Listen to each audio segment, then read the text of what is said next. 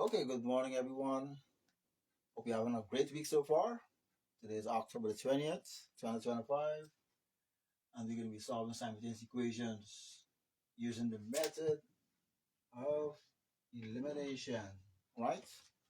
And of course, you know what the meaning of the word eliminate, right? So, yes, eliminate means to get rid of. So please note that. So what's going to happen, we're going to do these two systems here. One has positive signs, and one has some negative signs dangling around the place. That's fine. So what's going to happen? We're going to attempt the first one. Well, of course, we can number the equations. We can call the first one equation 1 and equation 2, right? You know that. So from there, our aim here would be to identify the terms or the letters that have the same coefficients. So once they have the same coefficients, those are the ones we're going to go and eliminate. But of course, we have to examine their signs. So because they have the x's they have the same coefficients, and they have positive signs, it simply means to eliminate them, we're going to subtract throughout. Let's go and do that. The big subtraction sign here. So you're going to have x minus x is what? 0. That's my 0.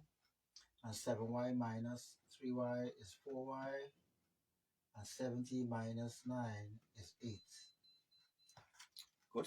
So you got to make sure you observe carefully what has happened here before you move on.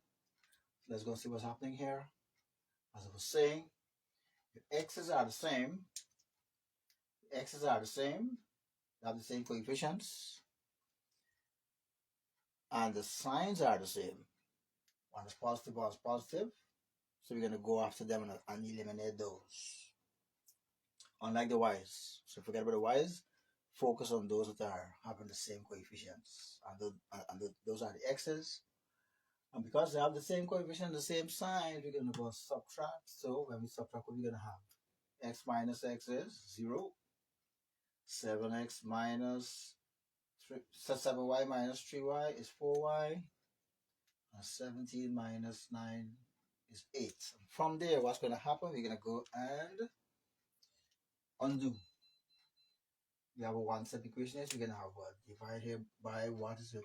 Y, because it's multiplying. We're going to do multiplication, which is division. So we're going to divide here by what is it? Y. So what is our first value?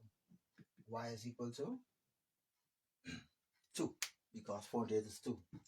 Well, your y is going to be the same. You're going to find the x's. We're going to find the x's first. But in this case, there the x's are the same. So we are prompted to find y's first. And from there, we're going to go and take this value and plug it into equation 1 or equation 2.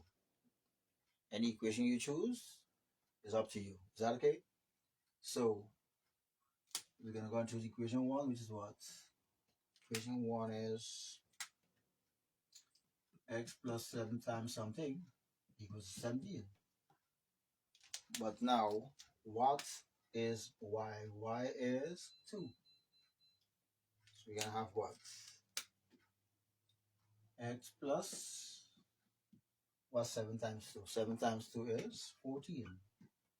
So in other words, since we have x plus 14 on the left hand side, we're going to go undo addition, which is subtraction. These two are going to go. So what is x equal to? X is equal to, what is 17 minus 14? 3. And if you are in doubt and you want to verify that 17 and these two results are correct, you got to make you're going to plug these values in by substituting. And so we get back not 17 and 9 respectively. So let's go and just rest them down right here. I'll put this 3 here, the 2 here, 3 here, 2 here. Yeah, I've written them tiny. What is 7 times 2? 14, right? 14 plus 2, 3 is what? 17. So the first one's correct. What is 3 times 2? 6. And what is 6 plus 3? 9. Hence proven. So in other words, y is 2 and x is 3. So you can conclude by writing or saying x is 3 y is 2. Good. So in this case is when the terms are positive. We look in this case here now. Take your time with this one here. Now let's go and number it first of all. So you're gonna have what? Equation 1, equation 2. And if you look carefully, the x's the x's are not the same, but the y's are the same in this case. So we're gonna eliminate the x's to find the y's. What do you notice about the signs on the y's? They're the same. What do you notice about the coefficients on the y's? They're the same. So in other words, because that's the case, we want to eliminate these two guys here. We are going to go and subtract. We subtract here, the y's are going to go. So that's what a subtraction sign. If somebody said you can see it, that's a subtraction sign. Sorry. So we're going to have, what is 8x minus negative 3x? That's 11x. And what is y minus y? That's gone. That's 0. And what is negative 16 minus negative 5? Negative 11. Please note what has happened there. You have to remember your operation with directed numbers, right? And your sine rules of multiplication. So all those things are going to be activated here in the background. And from there, we can go and solve this. We can do undo multiplication with division. So we're going to have x equal to what? X equal to, what's negative 11 divided by 11? Negative 1. So we have some negatives popping up here now, so be careful. We're going to go through the same process of substituting this value into equation 1 or into equation 2. The choice is yours. So let's go and choose. In the first case, we choose equation 1. In this case, we're going to go and choose equation 2. It doesn't matter which equation you choose. So there's no bias. I'm going to choose equation 1 alone. I'm going to choose equation 2. It doesn't matter which equation you choose, right? So please note that. So let's go and choose equation 2 now and see what happens. We're going to have negative 3 times 7 plus y equals to negative 5. So in other words, we're going to have here that if x is, I'm going to kind of change the colors on you. If x is negative 1, put a negative 1 here, right? And from there, we're going to have